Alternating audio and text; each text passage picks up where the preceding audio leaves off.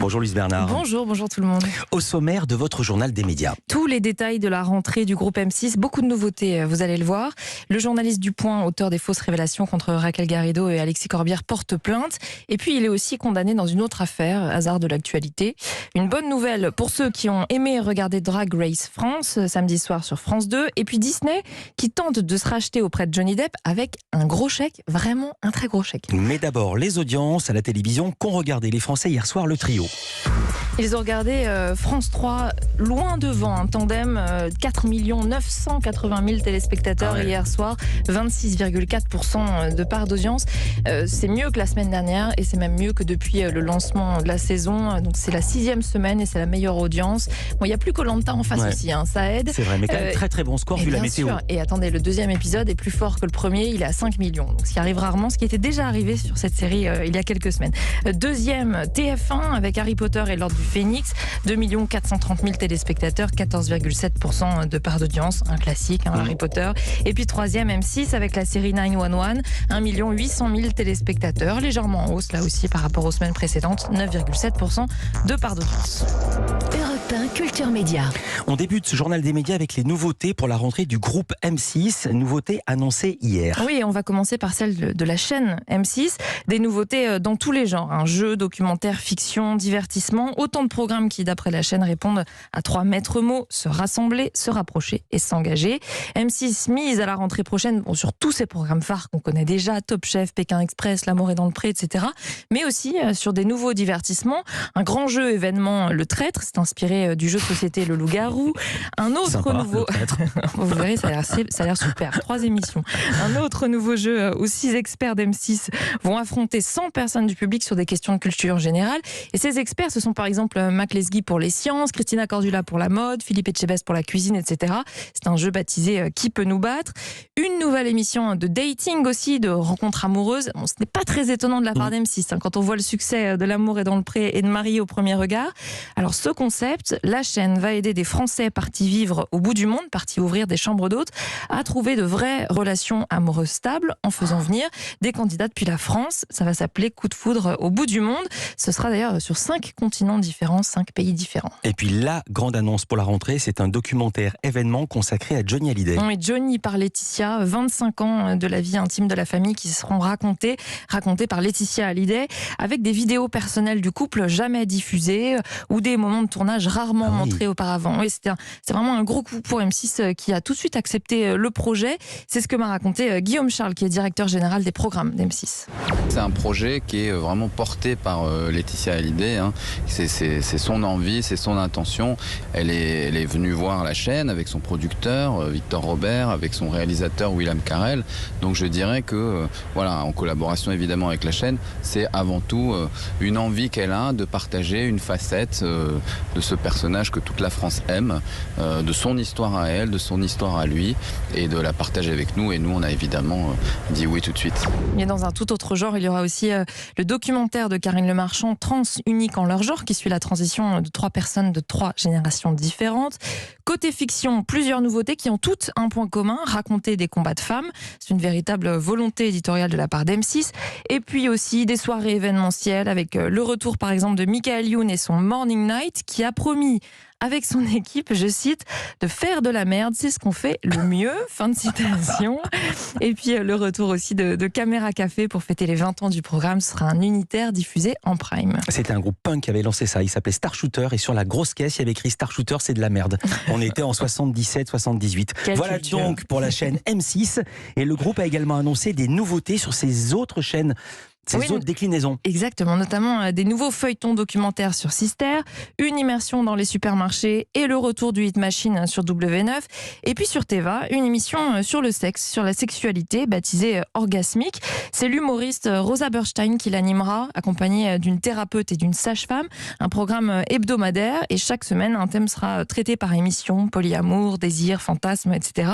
Teva a déjà produit des documentaires autour du sujet, mais tenait à y consacrer une émission. Écoutez Catherine Schoeffer, qui est directrice générale de la chaîne.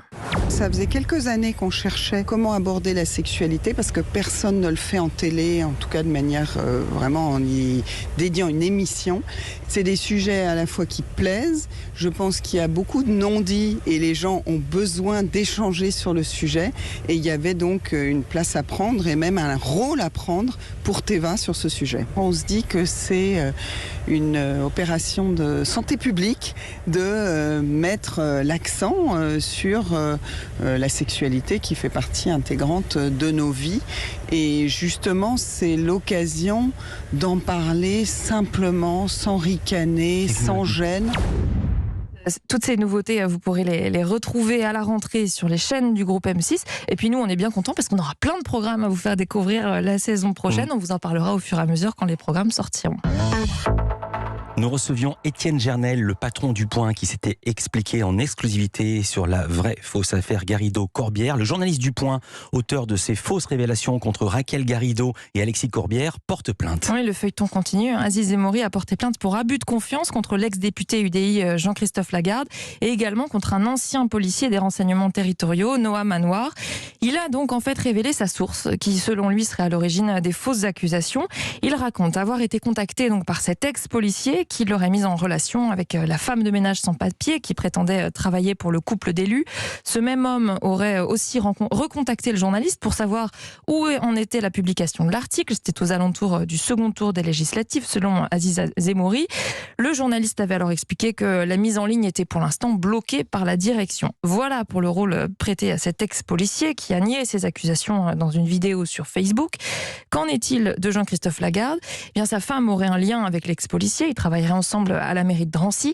Et puis l'ancien député avait publié un tweet par erreur qui faisait allusion au fait que l'article était bloqué par la direction du Point. Information que seul l'ex-policier avait, selon Aziz Zemmouri. Le tweet a depuis été supprimé. Jean-Christophe Lagarde, qui je le rappelle, était candidat en Seine-Saint-Denis au second tour des législatives face à Raquel Garrido et c'est elle qui a été élue. Et je précise que le directeur du Point nous a annoncé qu'une enquête du Point serait publiée dans l'hebdomadaire sur cette affaire. Ce sera publié demain. Le Point et Aziz Zemmouri n'en ont pas fini. Ils ont par ailleurs été condamnés pour un autre article. Ouais, hasard de l'actualité, le jugement est tombé hier. Ils étaient attaqués pour diffamation par Sand Van Roy. C'est une actrice qui accuse Luc Besson de viol et d'agression sexuelle. Dans un article sur le site internet du Point, Aziz Zemmouri avait raconté que l'actrice avait déjà déposé une autre plainte pour viol en Belgique contre un inconnu, ce qui est faux. Les enquêteurs ont pu le vérifier. Le journaliste aurait eu accès à cette information via la déposition de Luc Besson auprès des enquêteurs. Le Point avait écrit « Luc Besson a mis en doute ces faits de viol étant donné qu'en ce qui le concerne, ils sont faux », a-t-il affirmé.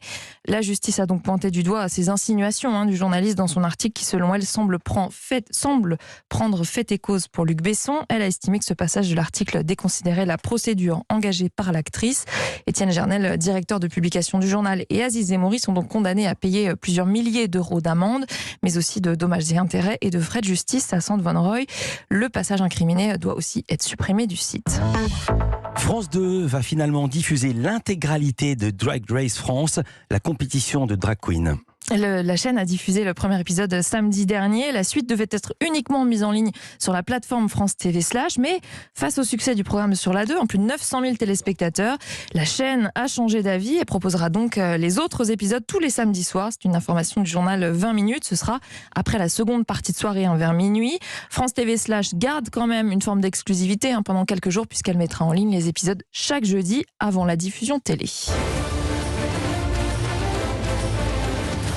Qui l'aurait dit après toute cette affaire ? Disney veut finalement retravailler avec Johnny Depp. Oui, la presse américaine se fait l'écho d'une proposition qui aurait été faite à l'acteur, une proposition de 301 millions de dollars pour qu'il remette... Je vous avais dit que c'était un gros chèque. Ce que j'adore, c'est le 301. Ah ben oui. 300, il voulait pas, ils lui ont dit 301, il a dit d'accord.